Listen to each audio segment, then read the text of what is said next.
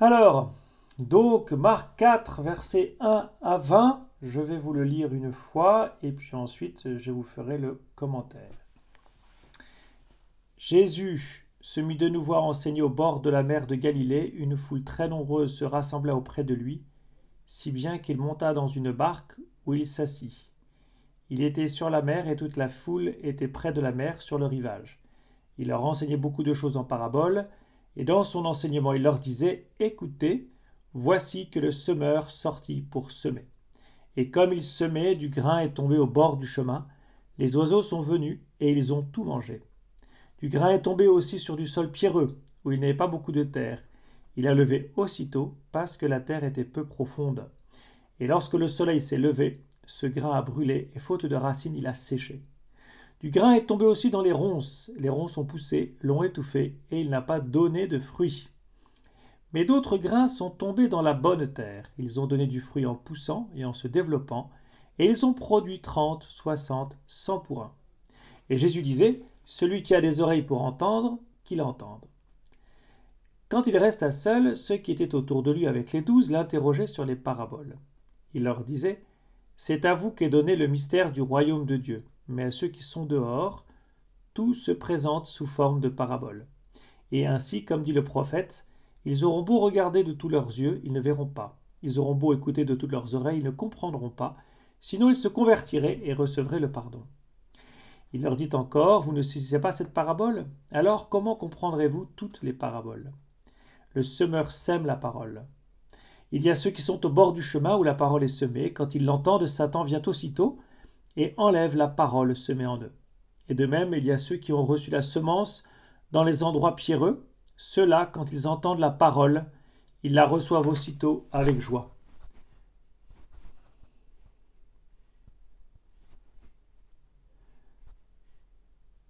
Et, pardon, excusez-moi.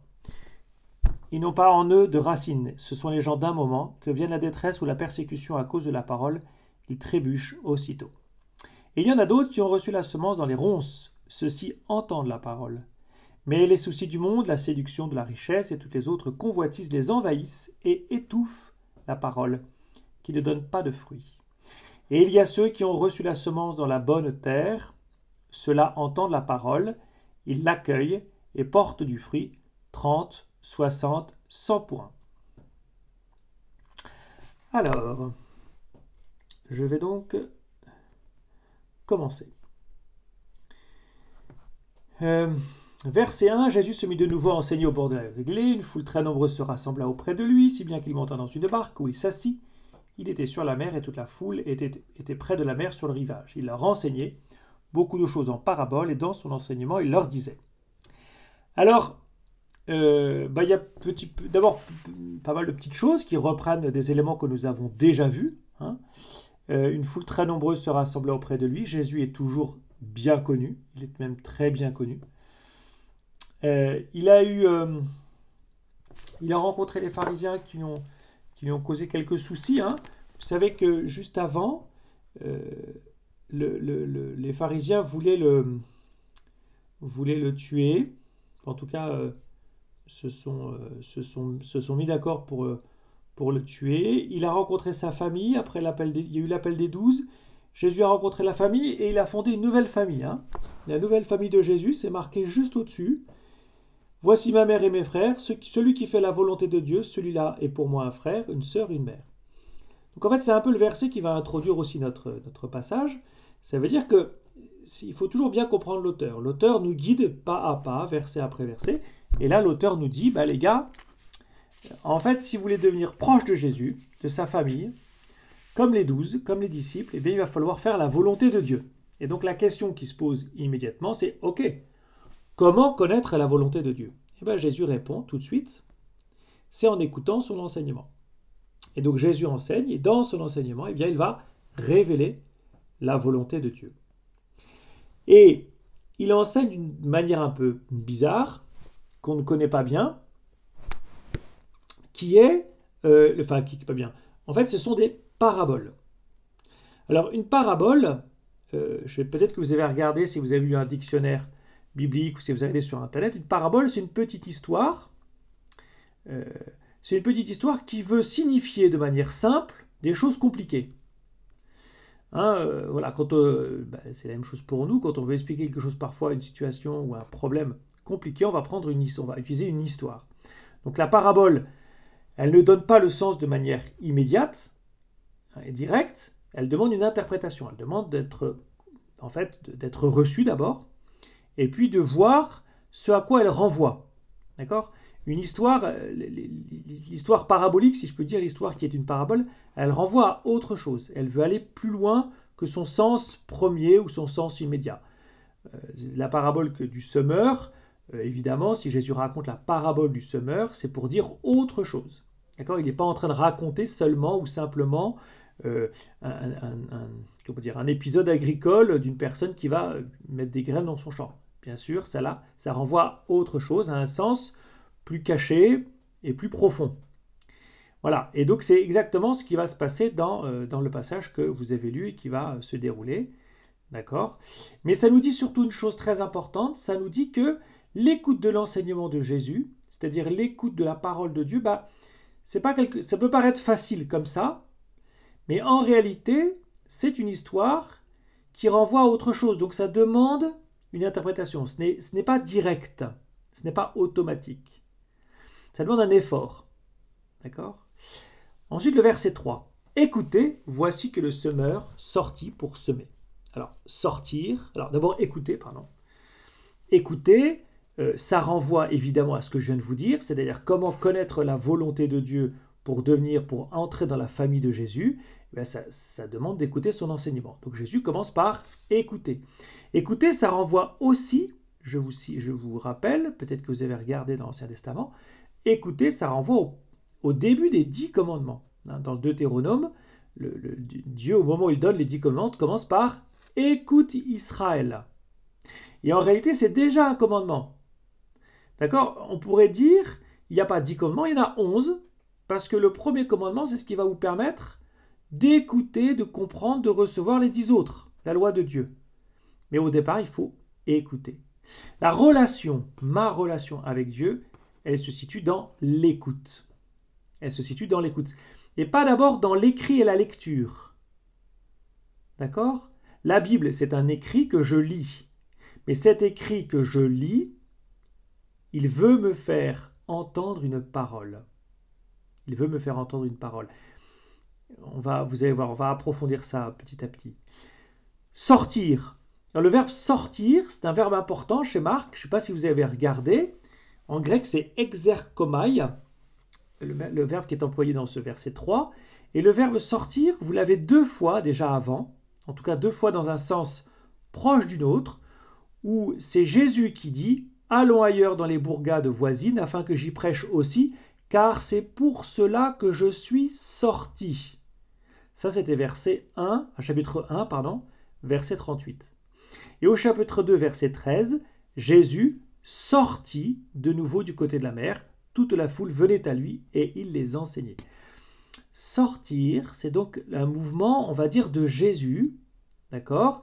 Mais ça veut dire quoi sortir pour Jésus ? Eh bien, ça veut dire lui qui est le Fils de Dieu. Alors, là, je vais un peu vite en besogne, mais qu'est-ce que ça veut dire ? Ça veut dire que lui qui est la parole du Père, le Fils du Père, il est sorti du sein du Père pour venir vivre parmi les hommes.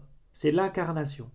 L'incarnation du Fils de Dieu, l'incarnation du Verbe, l'incarnation de la parole du Père, elle est sortie du Père pour vivre chez nous, les hommes. C'est un mouvement de sortie. Et pour vivre dans la chair, alors c'est intéressant, c'est que la chair, l'humanité de Jésus, eh bien en fait c'est un peu la bonne terre qui recueille la parole de Dieu. La parole de Dieu, c'est le Fils. C'est la deuxième personne de la Trinité. Et la terre qui l'accueille, ça va être son humanité. Vous voyez, déjà, on peut alors là, bien sûr, c'est pas dans le texte, et déjà, j'interprète très très fort, mais enfin, l'humanité de Jésus, c'est cette bonne terre qui va porter du fruit. D'accord ? La semence, c'est la parole de Dieu. Ça, c'est ce que Jésus va dire. Donc, j'anticipe un peu, mais c'est ce que Jésus va dire. Donc, la parole de Dieu, elle se fait chair. Donc, elle est comme semée dans la bonne terre qu'est l'humanité, qu'est la chair, qu'est la part d'homme de Jésus. Cette parole de Dieu, en fait, elle va se transmettre à l'homme que je suis par Jésus, qui est lui-même la parole, et par l'humanité de Jésus. C'est-à-dire que moi, j'ai accès à la parole de Dieu par les paroles de Jésus, les actes de Jésus, les attitudes de Jésus. D'accord? Jésus, en tant qu'homme, quand je le vois, quand je l'entends, quand je le vois agir, c'est la parole de Dieu. Et donc tout ce qu'il fait, tout ce qu'il dit me parle comme si Dieu me parlait. C'est pour ça que c'est très important de lire l'Évangile. C'est pour ça que c'est très important que les évangiles, c'est pourquoi les évangiles sont si importants, parce qu'ils nous donnent accès à l'humanité de Jésus. Et par l'humanité de Jésus, je peux recevoir la parole de Dieu. Et je peux la recevoir dans ma chair à moi qui suis homme. Voyez ? Bref. Verset 4. Comme il semait du grain, comme il semait, donc le semeur toujours, du grain est tombé au bord du chemin, les oiseaux sont venus et ils ont tout mangé. Du grain est tombé aussi sur du sol pierreux où il n'avait pas beaucoup de terre, il a levé aussitôt, parce que la terre était peu profonde. Et lorsque le soleil s'est levé, ce grain a brûlé, faute de racines, il a séché. Du grain est tombé aussi dans les ronces ont poussé, l'ont étouffé, et il n'a pas donné de fruits. Mais d'autres grains sont tombés dans la bonne terre. Ils ont donné du fruit en poussant et en se développant, et ils ont produit 30, 60, 100 pour un. Alors, c'est une histoire... Jésus prend un exemple de la vie des gens qui sont autour de lui. Je vous rappelle que les gens sont soit des pêcheurs, soit des agriculteurs, soit des marchands, soit des collecteurs d'impôts aussi, mais beaucoup moins. En fait, la grande majorité vit de ses mains. Et donc, il a devant lui des gens qui viennent de la campagne. Et donc, Jésus va... Ça, c'est tout l'art de Jésus de parler, c'est que Jésus va utiliser une histoire qui leur parle énormément, bien sûr. Vous voyez bien qu'il y a 4 types de sol. Il y a le chemin. Le chemin, il est dur. Vous voyez, il est dur. Les graines rebondissent dessus. Pourquoi? Parce que la terre, elle est tassée par les pas des gens. Donc le chemin, si vous jetez de la semence sur le chemin, en fait, elle ne va pas rentrer dans la terre, elle ne va pas être absorbée dans la terre, et donc elle va pouvoir pousser. Le sol pierreux, bon voilà, il n'y a pas grand-chose à dire. Il a levé aussitôt parce que la terre était peu profonde, et lorsque s'est levé, ce grain a brûlé, etc. Faute de racines, c'est très important, faute de racines. Donc déjà, Jésus, là, vous voyez, précise quelque chose d'important, faute de racines. Du grain est tombé aussi dans les ronces ont poussé, l'ont étouffé. Et il n'a pas donné de fruits. Mais d'autres grains sont tombés dans la bonne terre, et ils ont donné du fruit en poussant et en se développant, et ont produit 30, 60 pour un. Je ne sais pas si vous avez fait l'exercice de regarder dans l'Ancien Testament, mais dans l'Ancien Testament, il y a l'image de la semence est très utilisée. Je cite simplement Isaïe 61, 11, prophète Isaïe, chapitre 61, verset 11. De même que la terre fait éclore ses germes, et qu'un jardin fait éclore ses semences, ainsi le Seigneur fera germer la justice et la louange devant toutes les nations. Vous voyez donc, là encore, Jésus ne parle pas de nulle part, d'accord ? En utilisant cette histoire, il se situe lui-même dans la continuité de l'Ancien Testament. Donc les gens, eux, quand ils entendent Jésus raconter cette histoire de semence, cette histoire de semence qui porte du fruit, qui est dans la bonne terre, les gens qui l'écoutent sont des juifs qui vivent dans une culture juive. Je ne dirais pas que tous connaissent par cœur l'Ancien Testament, mais cette image de la semence, ça leur parle sûrement. Alors, il y a 2 choses qu'on peut dire sur la semence, c'est intéressant. C'est que la semence, elle pousse toute seule, d'accord ? Au sens où ce n'est pas le jardinier ou l'agriculteur qui la fait grandir. Ça, c'est important. La semence, parole de Dieu, elle pousse toute seule en moi. Et quel va être donc le travail du jardinier? Et donc mon travail, ça va être de protéger la plante qui pousse, en lui donnant un sol profond et en ôtant les mauvaises herbes. Vous voyez déjà, on commence simplement avec cette petite histoire à percevoir 2 choses très importantes. Quand Dieu me fait une grâce, cette grâce, au fond, elle va agir par elle-même en moi. Ce n'est pas moi qui va faire agir la grâce en moi. Par contre, moi, je vais devoir protéger cette plante qui pousse. Je vais lui donner un sol profond et je vais ôter les mauvaises herbes. Voilà. Donc le bon sol que peut être mon cœur, mon humanité, donc c'est pas un chemin, il ne faut pas qu'il y ait de pierre, il faut qu'il y ait beaucoup de terre, parce que comme ça, il y aura des racines profondes, et il ne faut pas qu'il y ait de ronces. Autre chose dans cette histoire qui est intéressant à noter, c'est que le semeur ne lésine pas sur la semence. D'accord ? Il accepte d'en perdre à profusion. D'accord ? Quand il en jette sur le chemin, on pourrait dire, mais pourquoi est-ce qu'il en jette sur le chemin ? C'est la générosité de Dieu qui est signifiée là. Dieu est généreux.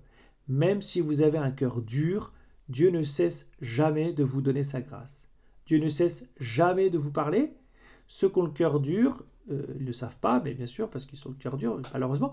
Mais en fait, Dieu parle à tous les hommes, les bons comme les méchants, comme dit l'Écriture. Il ne réserve pas sa parole à une élite, d'accord ? Il ne réserve pas sa parole au cœur bon. Dieu s'adresse à tous les hommes, les cœurs durs comme les autres. Ensuite, verset 9. Et Jésus disait, « Celui qui a des oreilles pour entendre, qu'il entende. » Alors, là, on est au cœur du problème ou au cœur de ce que l'auteur veut nous dire. Celui qui a des oreilles pour entendre, qu'il entende. Si moi, lecteur, je lis ça tout de suite, qu'est-ce que je vais en fait faire attention. Avez-vous des oreilles pour entendre vraiment ? Celui qui a les oreilles pour entendre, qu'il entende, même si c'est Jésus qui le dit, cette parole, elle m'est adressée à moi, le lecteur. Et rappelez-vous que Jésus a juste commencé la parabole juste au-dessus en disant « Écoutez, voici que le semeur est sorti. » Donc à la fin de cette petite histoire, l'auteur me dit « Est-ce que tu as compris ?» En fait, je vais être comme les 12. Je vais dire « Bah non, il faut que tu m'expliques. Il faut que tu m'expliques. » Mais déjà, vous voyez, ça, cette phrase, elle est extrêmement importante parce que elle m'est adressée à moi. Est-ce que j'ai des oreilles pour entendre Dieu ? Est-ce que j'ai des oreilles pour entendre Dieu ? Est-ce que je fais attention à ce que Dieu me dit ? J'avance. Verset 10. Quand il resta seul, ceux qui étaient autour de lui avec les 12 l'interrogeaient sur les paraboles. Comme nous. C'est qui ceux qui étaient restés autour de lui avec les 12 ? Ben, c'est moi, c'est vous. Nous sommes tous ceux qui sont restés autour de Jésus et qui aimeraient bien en savoir un peu plus sur cette parabole parce que franchement, c'est une belle histoire, ça nous parle un peu quand même, mais on aimerait bien en savoir un peu plus. Il leur disait, c'est à vous qu'est donné le mystère du royaume de Dieu, mais à ceux qui sont dehors, tout se présente sous forme de parabole. Et ainsi, comme dit le prophète, ils auront beau regarder de tous leurs yeux, ils ne verront pas, ils auront beau écouter de toutes leurs oreilles, ils ne comprendront pas, sinon ils se convertiraient et recevraient le pardon. Alors, ça, bien sûr, c'est, encore une fois, c'est les 3 versets qui sont essentiels et qui, selon moi, sont la clé de lecture. En tout cas, sont, oui, un peu la clé de lecture, je ne dirais pas la clé de lecture, mais ce qui doit, ce qui doit me mettre dans la bonne disposition pour lire l'évangile qui va suivre, pour continuer ma lecture. D'abord, une première chose, c'est que Jésus réserve une leçon aux 12. D'accord ? C'est à vous qu'est donné le mystère du royaume de Dieu. Et il y a un autre groupe, il y a ceux qui sont au dehors et qui ne reçoivent pas le royaume de Dieu, qui ne reçoivent pas le mystère du royaume de Dieu, mais qui ont la parabole. Donc vous voyez déjà, ça veut dire que moi, lecteur, l'auteur est en train de me dire, tu vois, je te fais un cadeau, je vais te donner ce que Jésus a donné aux 12. Sous-entendu, tu n'es donc pas avec ceux du dehors. Tu as plus que la parabole. Mais alors, qu'est-ce que ça veut dire ? Parce qu'ensuite, vous avez la citation du prophète. Ils auront beau regarder de tous leurs yeux, ne verront pas. Ils auront beau écouter de toutes leurs oreilles, ne comprendront pas. Sinon, ils se convertiraient et recevraient le pardon. Alors moi, je suis allé voir la citation du prophète. Est-ce que Marie-Pierre et Serge, vous pouvez avancer d'un slide. Vous allez voir devant vous la citation du prophète, qui est donc tirée, si vous avez regardé vos notes dans vos Bibles, du chapitre 6, d'accord, du prophète Isaïe. Voilà. C'est chapitre 6, verset 8. « J'entendis alors la voix du Seigneur qui disait « Qui enverrai-je ? Qui sera notre messager ?» Et j'ai répondu « Me voici, envoie-moi. » Il me dit « Va dire à ce peuple, écoutez bien mais sans comprendre, regardez bien mais sans reconnaître, alourdit le cœur de ce peuple, rend le dur d'oreille, aveugle ses yeux, de peur que ses yeux ne voient, que ses oreilles n'entendent, que son cœur ne comprenne, qu'il ne se convertisse et ne soit guéri.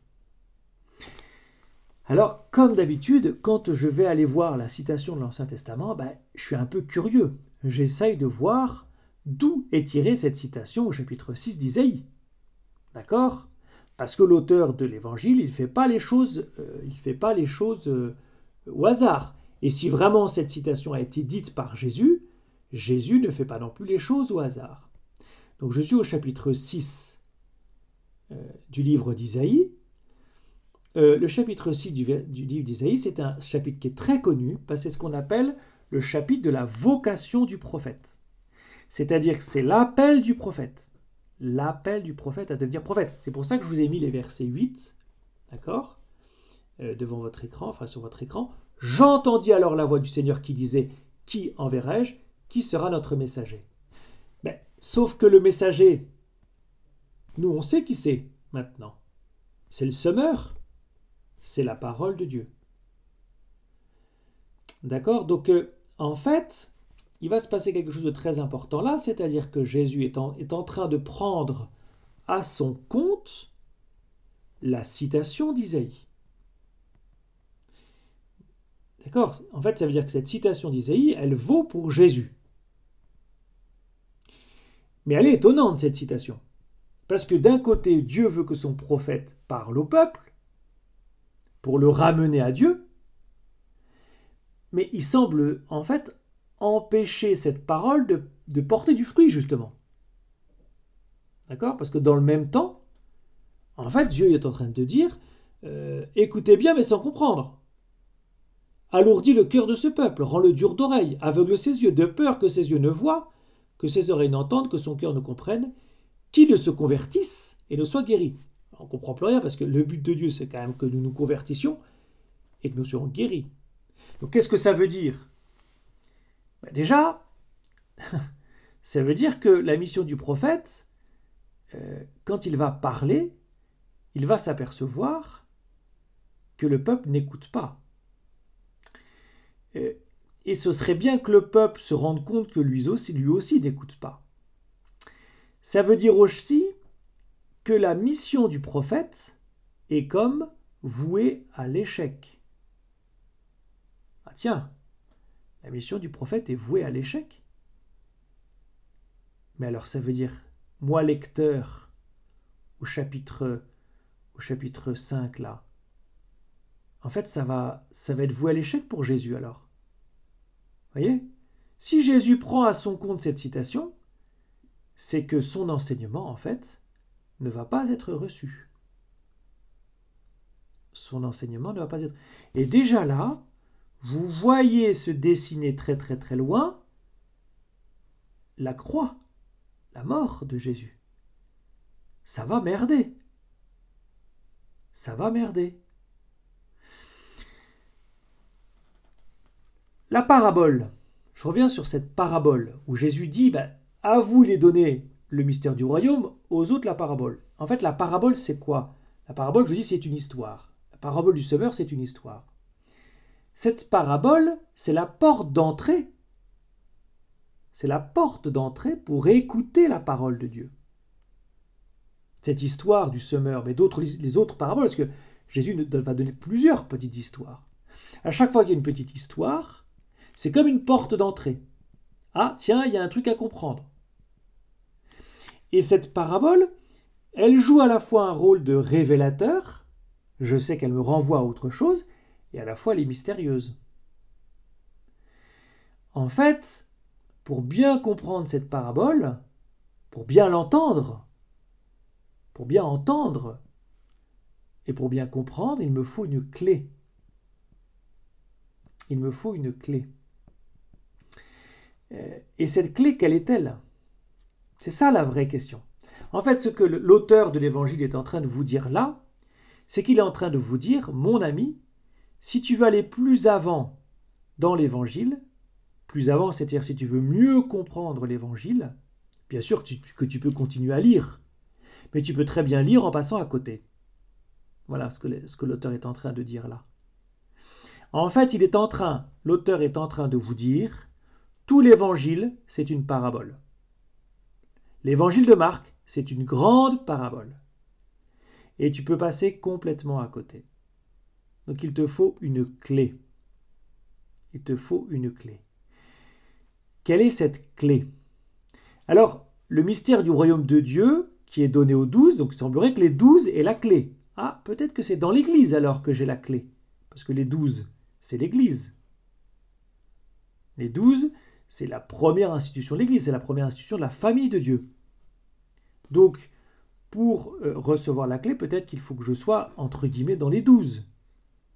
Que je sois avec eux. Et ce mystère du royaume de Dieu, qui est donné aux 12, c'est quoi le mystère du royaume de Dieu? En fait, c'est Jésus. Le mystère du royaume de Dieu, il renvoie à Jésus, c'est le mystère de Jésus. C'est pas que Jésus soit le royaume dit un peu autre chose, mais bien sûr que le royaume de Dieu, c'est Jésus qui le fonde, c'est Jésus qui le construit. C'est le royaume du Père, mais c'est le royaume aussi de Jésus, voyez? Donc ça veut dire quoi? Ça veut dire que pour vraiment comprendre Jésus, il me faut une clé. C'est ce que l'auteur est en train de vous dire. Est-ce que la question qui vous est posée, c'est est-ce que je comprends vraiment Jésus? Et voyez, ça renvoie à ce qu'on a déjà vu lorsque Jésus fait taire les démons et quand il fait taire le lépreux purifié. C'est assez étonnant. Jésus a des actes de puissance très forts, de guérison, d'expulsion de démons. Et à la fois, il dit en même, c'est comme s'il avertissait, c'est comme s'il vous avertissait à chaque fois en disant attention, ne t'arrête pas à cet acte-là, ne t'arrête pas à ma puissance, il y a quelque chose d'autre. Donc la question c'est comment connaître le vrai Jésus? Comment entrer dans la compréhension du véritable évangile? Comment dépasser la parabole qu'est l'évangile? Comment aller plus profond? En d'autres termes, comment rencontrer le vrai Jésus? Je vous ai dit, l'évangile de Marc, c'est une question de l'identité de Jésus. Et que l'évangéliste avait commencé en disant, commencement de l'évangile de Jésus, le Christ, le Messie, Fils de Dieu. Fils de Dieu.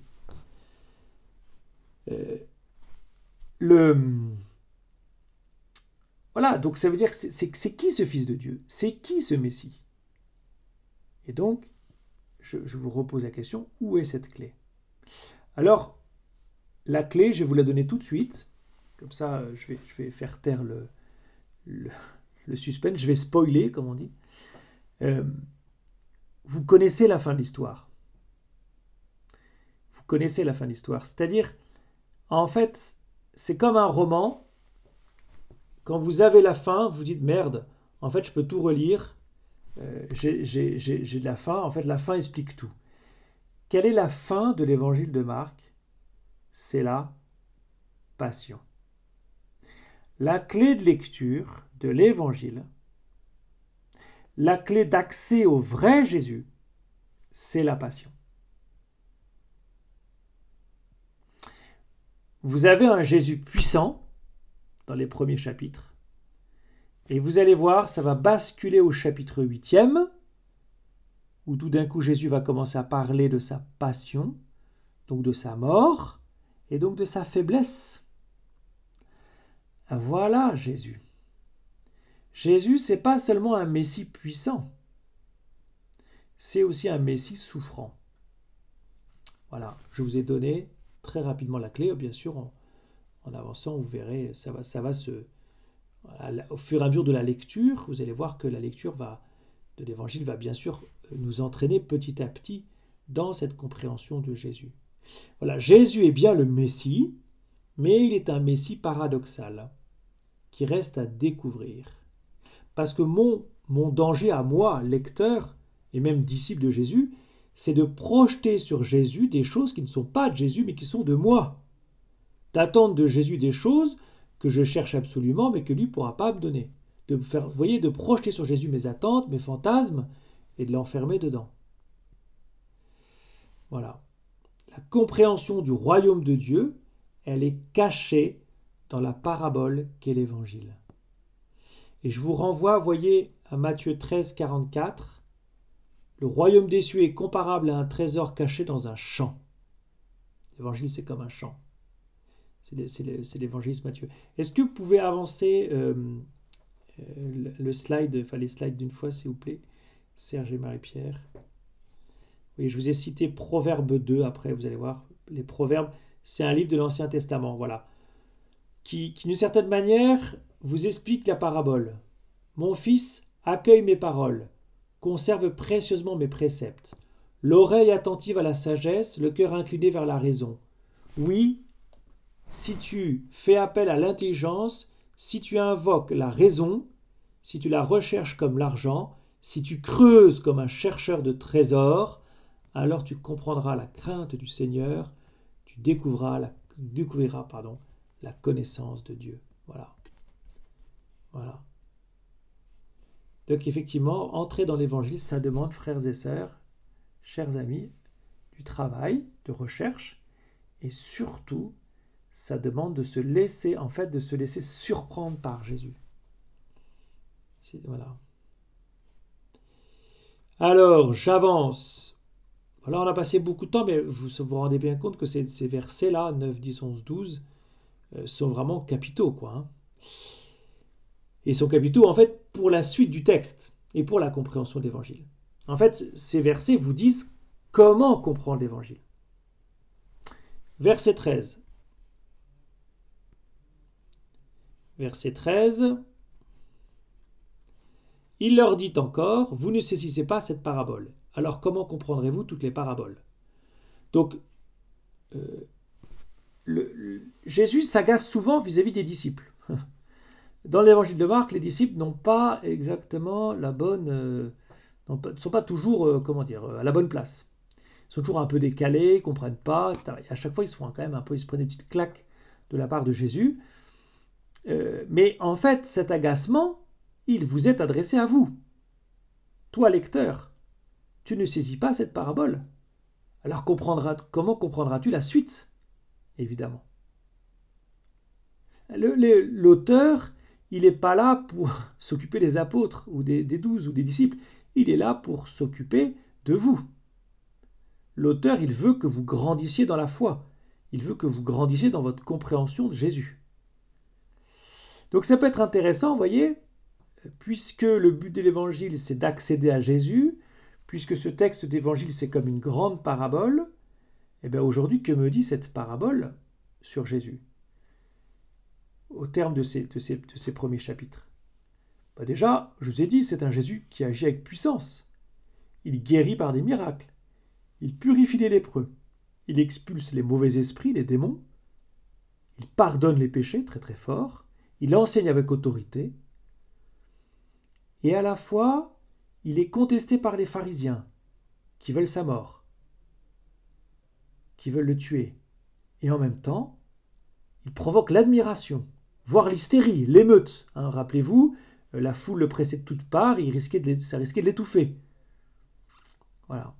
Ça, c'est Jésus, si on fait un état des lieux là, de Jésus de ces 4 premiers chapitres. Voilà le Jésus qu'on connaît. Voilà le Jésus qu'on connaît.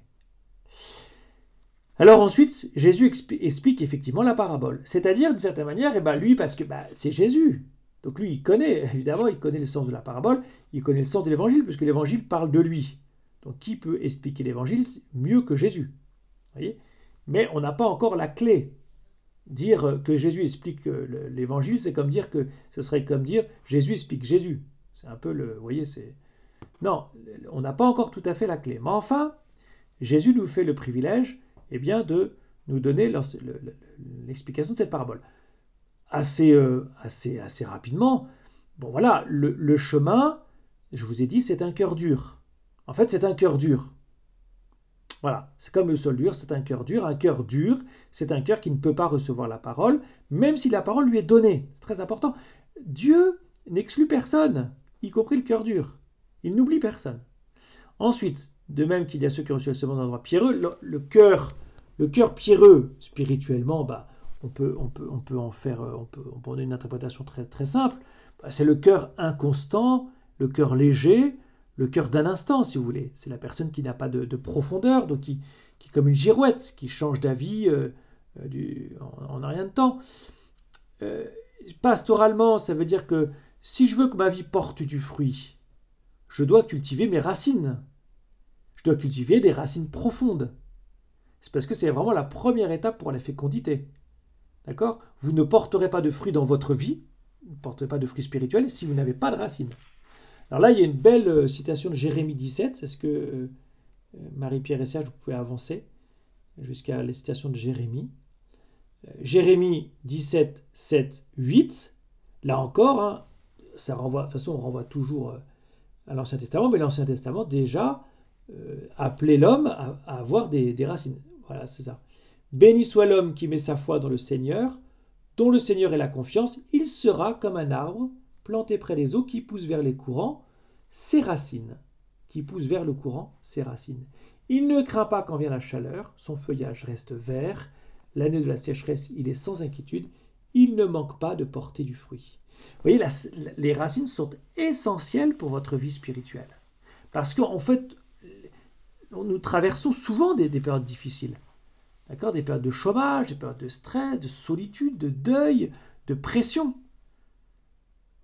Ça, nous en traversons tous. La question, c'est comment est-ce que nous durons dans ces épreuves? Eh bien, Jésus vous dit, creusez, ayez des racines. Ça veut dire, laissez grandir en vous le mystère du royaume. Accueillez, sachez écouter la parole, donc méditez l'écriture, apprenez-la par cœur, remplissez votre esprit avec l'écriture, avec la parole de Dieu. Vous voyez, un bon moyen d'avoir des racines, c'est mettre en place un temps de prière tous les jours, chers amis. Un temps dans lequel vous lisez l'écriture, vous écoutez Dieu vous parler par la lecture de ce texte. Alors j'avance. Il y a d'autres qui ont reçu la semence dans les ronces. Ceux-ci entendent la parole, mais les soucis du monde. Donc ça, c'est le cœur inquiet. Ça, c'est le cœur inquiet. D'accord? Le cœur dur, le cœur inconstant, et là, c'est le cœur inquiet. Les ronces étouffent la parole qui pousse. Donc les ronces, c'est intéressant, les ronces. Alors, il les compare à des soucis. Ah oui, les ronces, vous savez bien que dans un jardin, les ronces, c'est ce qui pousse tout seul, plus rapidement que les bonnes plantes. Enfin, les ronces, quand je dis ronces, c'est aussi les mauvaises herbes. En fait, c'est un peu ce qui pousse naturellement chez nous. Malheureusement, que si on n'y prend pas garde, c'est un peu notre égoïsme, mais c'est aussi, on va dire, nos plaisirs, qui prennent trop de place. Vous voyez, ce sont nos idoles, ce sont nos addictions parfois. Et puis c'est aussi nos pensées qui nous détournent de l'essentiel, tous nos soucis. Voilà, Jésus le dit très bien. En fait, ces ronces, elles nous détournent de notre vocation à écouter Dieu.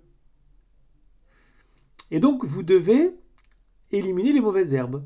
Voilà, faire un peu de jardinage dans son cœur. Enlever les ronces de votre vie. Parce qu'il y a des choses qui étouffent, au fond de vous, il y a des choses qui étouffent la fécondité que Dieu attend de vous.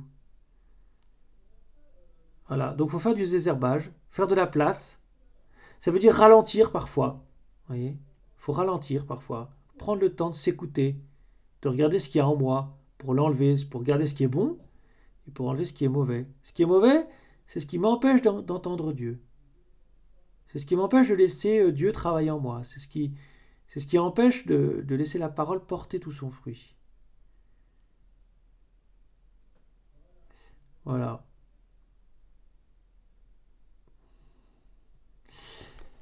Voilà. L'argent, par exemple, c'est une mauvaise herbe. L'argent, le désir d'argent désordonné, débridé, ça devient une mauvaise herbe. Et puis il y a bien sûr la bonne terre. Ceux-là entendent la parole, ils l'accueillent, la porte du fruit, 30, 60, 100 pour un. Déjà, vous voyez que le fruit, ça prend du temps. Un fruit, de toute façon, vous voyez ça dans les jardins, ça prend du temps. Mais on ne sait pas encore trop ce que c'est ici. Vous voyez? Là, Jésus, il est plutôt... il est un peu sibyllin sur ce que c'est que le fruit. On ne sait pas trop. On sait par contre que nos vies sont appelées à être fructueuses. Ça, c'est très important. Toutes vos vies, qui que vous soyez, d'accord, qui que vous soyez, à partir du moment où vous vous mettez à l'écoute de la parole, vous porterez du fruit. Porterez de votre vie, chacune de nos vies a un sens profond, un sens qui, pour le monde, a une mission. Voilà. Alors il y a aussi, vous pouvez prendre aussi, on va dire, ces quatre cœurs, le cœur dur, le cœur léger, le cœur inquiet, le cœur fécond. Ben, c'est un peu les étapes de la vie spirituelle aussi. Au début, dans la vie spirituelle, on est un peu indifférent, un peu même beaucoup parfois. Vous savez, avant une expérience spirituelle, ben, en fait, on était indifférent aux choses de Dieu. C'est un peu le cœur dur. Le cœur léger, c'est au moment de notre conversion. Alors là, on a été tout feu, tout flamme, on a entendu une parole qui nous a touchés, on a vécu une retraite qui nous a touchés, on a vécu une expérience spirituelle profonde, peut-être chez soi, très profonde, qui nous a remplis de joie, voyez, mais à la première difficulté, on s'est dégonflé comme des baudruches. Et puis ensuite, le cœur inquiet, ben, c'est le temps. Ça, chers amis, on ne peut pas faire l'économie du temps, on ne peut pas ne pas passer dans le temps, et donc ça, c'est savoir tenir dans le temps. C'est des ronces, bah oui, on a tous des ronces, qui poussent sans cesse, qui repoussent, il n'y a rien d'étonnant à ça, d'accord? Mais voilà, le Seigneur nous demande d'être vigilants à ce que ces ronces ne viennent pas étouffer la parole. Mais des ronces, on en a tous. Et puis, au bout du chemin, eh ben, sachez que vous serez fécond. Voilà, si vous maintenez le bon cap, si vous persévérez dans l'écoute de la parole, eh bien, votre vie portera et porte peut-être même déjà du fruit, parce que bien sûr, c'est pour dès aujourd'hui. Voilà, j'ai terminé. Est-ce que quelqu'un, l'un ou l'autre, a une question?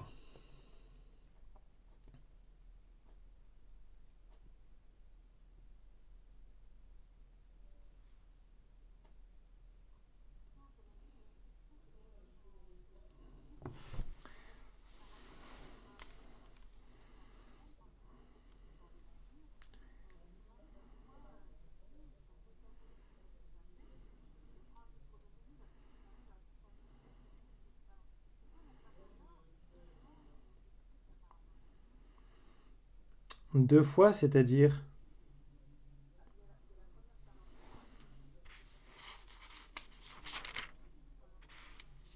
Ah oui, tu veux dire oui, oui. Ah, d'accord, ok, je vois. Ben, moi je pense que cette parabole, justement, elle est essentielle, comme je l'ai dit. Au fond, elle est essentielle pour nous dire que nous sommes cette terre, quoi. Et que toute la suite, en fait, toute notre vie spirituelle dépendra de notre façon d'écouter Dieu. C'est pour ça que Jésus la répète, c'est pour ça que Jésus l'explique, c'est pour ça surtout que l'auteur, parce que est-ce que Jésus l'a fait historiquement, on ne sait pas trop, on sait pas trop. On peut estimer que oui, il a dû le faire, mais là l'auteur insiste beaucoup dessus, et c'est pour ça que c'est intéressant de voir elle est au début du chapitre 4. Donc on a passé déjà 3 premiers chapitres, on a eu comme une espèce de rapide présentation de Jésus, mais là maintenant on rentre un peu plus dans les choses sérieuses. L'auteur vous dit, écoute. Ça veut dire, lis avec attention. Lis en écoutant vraiment ce que tu lis.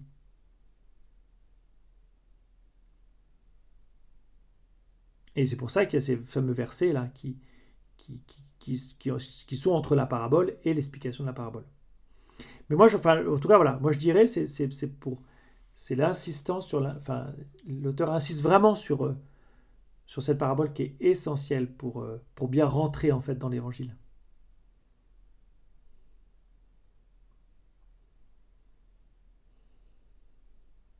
Didier.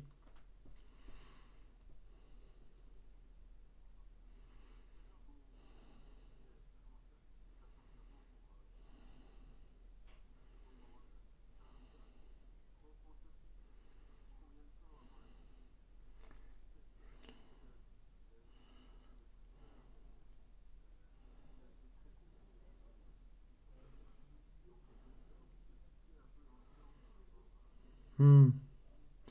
Alors, je connais pas suffisamment l'évangile de Marc pour savoir exactement, par exemple, si on est à 1 an, 2 ans de la Passion. Ce qui est sûr, c'est que dans le texte de l'évangile, vous êtes au chapitre 4, et le texte de l'évangile en comporte 16, sachant que la Passion a lieu au chapitre 15, donc on est au tiers. Donc, bon, ben, on est à peu près au bout de... Enfin, vous voyez, c'est... Alors, ça va très vite chez Marc, ça ne veut pas dire grand-chose, mais on est dans la première année de sa prédication. Vous voyez, on est la première de sa prédication. On est vraiment au sommet. En fait, je pense que là, nous sommes au sommet de sa notoriété. Jésus superstar. Sophie et Bertrand.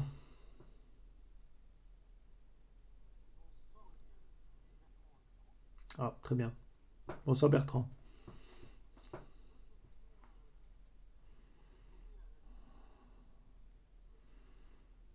Oui.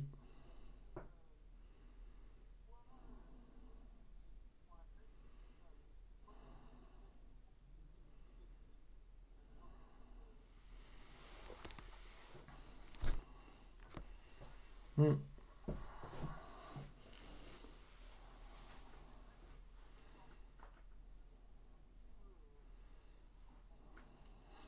Mhm.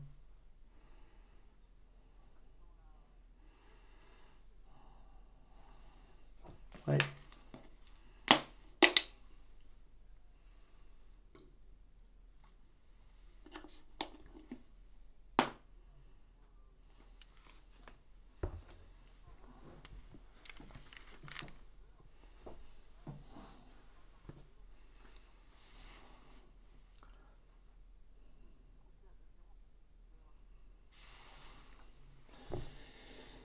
Aïe de peur que.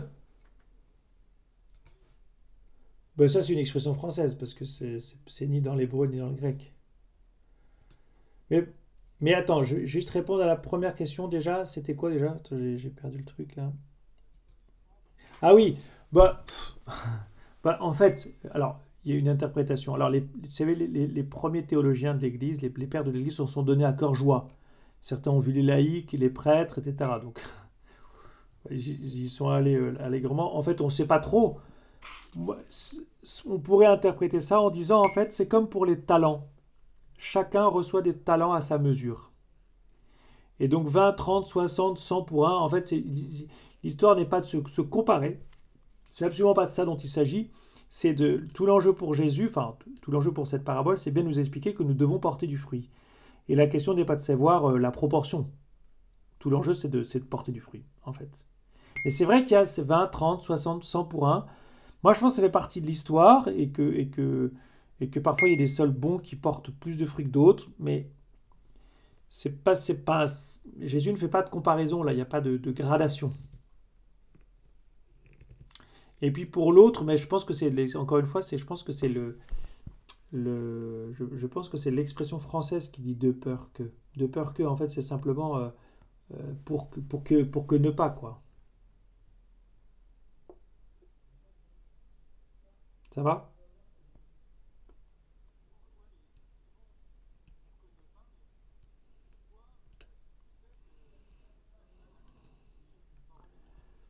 Oui, oui, oui.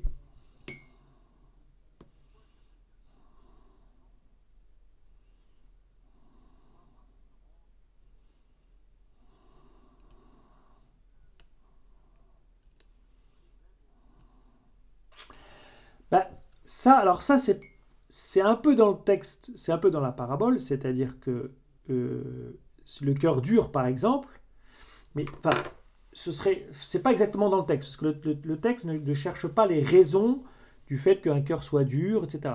Mais ce qui est sûr, c'est que, en fait, effectivement, avoir un cœur dur, ça veut dire ne pas entendre la parole, hein. C'est pas d'abord une dureté, comment dire, morale ou une dureté de caractère. C'est pas de ça dont il s'agit. C'est d'abord le cœur dur, c'est le chemin sur lequel rebondit la graine. Donc le cœur dur, c'est le cœur qui est imperméable, entre guillemets, à la pénétration de la semence.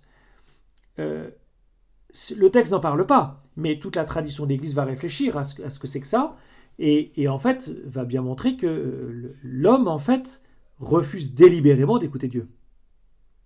C'est ce qu'on appelle le péché. Et le péché, c'est un acte libre, hein, volontaire.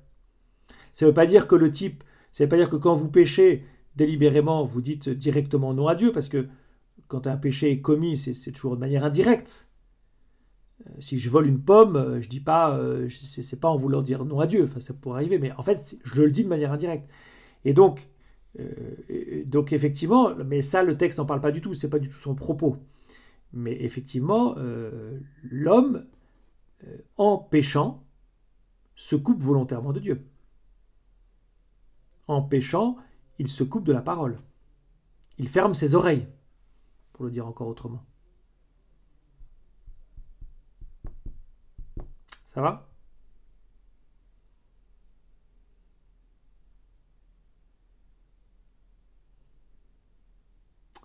Est-ce qu'il y a d'autres questions?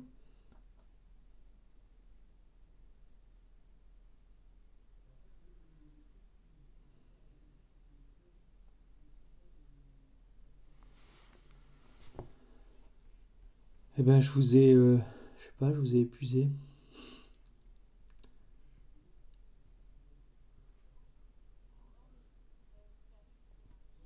Ouais.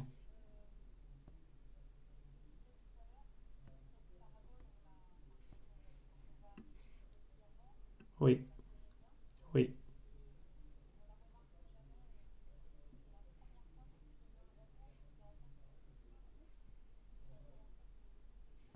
oui, oui,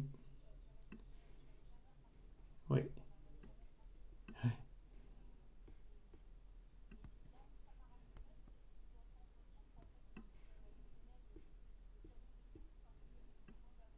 Oui.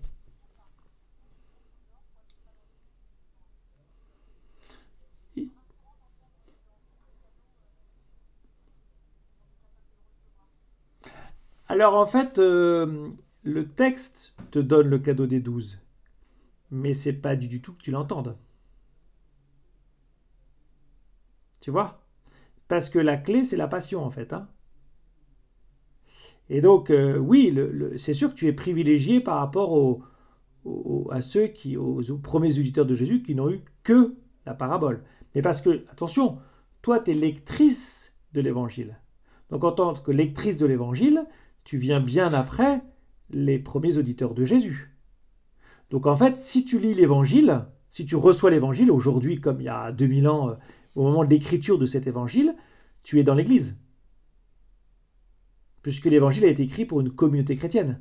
Donc si tu le reçois, c'est que tu es avec les 12 en fait. C'est pour ça que tu as l'interprétation de la parabole, mais c'est pas parce que tu as l'interprétation de la parabole que tu es vraiment rentré dans l'évangile. Parce qu'encore une fois, l'évangile est une parabole dans laquelle il faut rentrer avec une clé que nous n'avons pas encore. Que nous n'avons pas encore, hein, nous, à ce stade de la lecture. Ça va venir bien plus tard, enfin bien plus tard, ça va venir plus tard. C'est ce que j'ai dit tout à l'heure.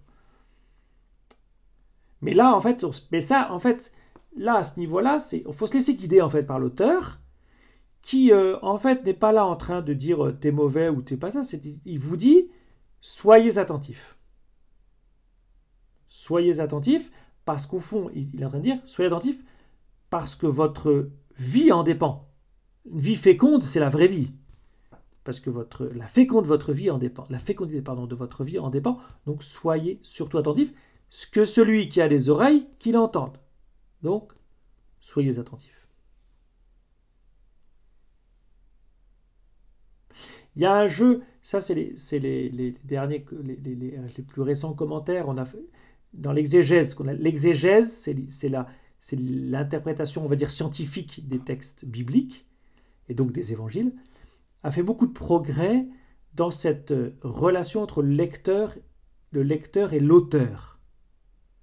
Elle a beaucoup étudié comment est-ce que le texte était construit pour me faire avancer moi le lecteur. D'accord? Et en fait, ça, c'est très intéressant. Anne-Lucie.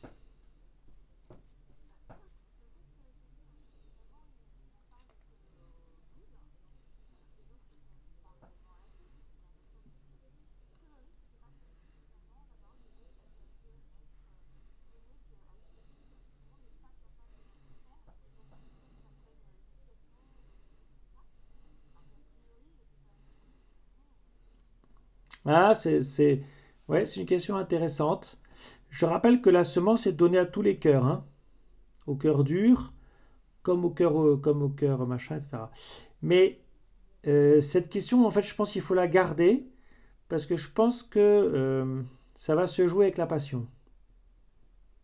Parce que pour l'instant, toi, la lectrice, tu sais que, en fait, tout lecteur est dans le groupe des 12 là. À partir du moment où j'ai ouvert le livre, à partir du moment où je lis le texte, en fait, il n'y a pas deux catégories. Il n'y a qu'une seule catégorie, c'est le lecteur, qui lui est dans le groupe des 12. Celui qui n'est pas dans le groupe des 12, ça peut être le lecteur aussi. C'est justement ça l'inquiétude de l'auteur. Il a peur que le lecteur se décroche. Et donc il est en train de lui dire, bon, il y a quand même un groupe qui a quand même pas eu, sache qu'il y a quand même un groupe qui n'a pas l'explication de la parabole. S'il n'a pas l'explication de la parabole, ça veut dire qu'il n'est pas allé plus loin dans la lecture, ou en tout cas qu'il a raté la lecture. Et donc, si vous voulez, n'oubliez jamais que l'évangile est toujours une reconstruction par rapport à l'histoire. Qu'est-ce qui s'est passé réellement? On n'en sait rien. Sans doute que Jésus a enseigné historiquement que Jésus a pris forcément plus de temps avec les 12 pour les former. Mais parce que, pour plein de raisons, peut-être parce qu'il manquait de temps, peut-être parce qu'avec les 12 il avait un rapport privilégié, sans doute, qu'il ne pouvait pas enseigner la foule qui l'entourait, qui le pressait, qui ne cherchait que à avoir le miracle, parce qu'il y avait ça aussi, hein. Ça aussi c'est un peu nous, c'est-à-dire que on aborde Jésus d'abord pour ce qu'il va pouvoir nous donner, plutôt que pour le rencontrer lui. Voyez, mais ça on le verra peut-être plus tard dans d'autres événements. On va arrêter là, les amis. Il est 22h21. Vous avez sur votre écran, merci Serge et Marie-Pierre. Donc l'idée, ah ben non, c'est bien. Dans la dernière, voilà. Lire le 5e chapitre de Marc. Donc voilà, avec les 4 précédents toujours, prenez le temps de relire les chapitres qui précèdent. Et donc vous étudiez pour la prochaine fois 5, 21, 43. C'est quoi 5, 21, 43 pour ceux qui connaissent? C'est la double guérison. C'est-à-dire que c'est la guérison d'une femme et d'une petite fille. Vous savez, où Jésus est dans la foule, et une femme vient le toucher par derrière, vient toucher son vêtement en disant « Si je touche son vêtement, alors je serai guéri ». Et puis en même temps, il y a un homme qui vient le supplier de venir guérir sa fille. Et donc il y a une espèce de jeu là entre ces deux guérisons. Voilà, donc je vous ai mis le verset 21, « Quand Jésus regagné en barque l'autre rive », et au verset 43, ça se termine par « Il leur dit de donner à manger à la fillette ». Ça, c'est la fin du chapitre 5. Donc, regardez dans les autres évangiles si cette double guérison elle apparaît. Regardez, voilà, s'il y a des différences. Voyez s'il n'y a pas moyen de trouver des citations de l'Ancien Testament, toujours. Peut-être qu'il n'y en a pas, peut-être qu'il y en a beaucoup, peut-être qu'il n'y en a pas beaucoup. Et puis les 10 questions, appliquez-les bien sur le passage uniquement. Voilà. Et puis je vous propose que nous terminions par un autre Père. Et puis je vais vous bénir.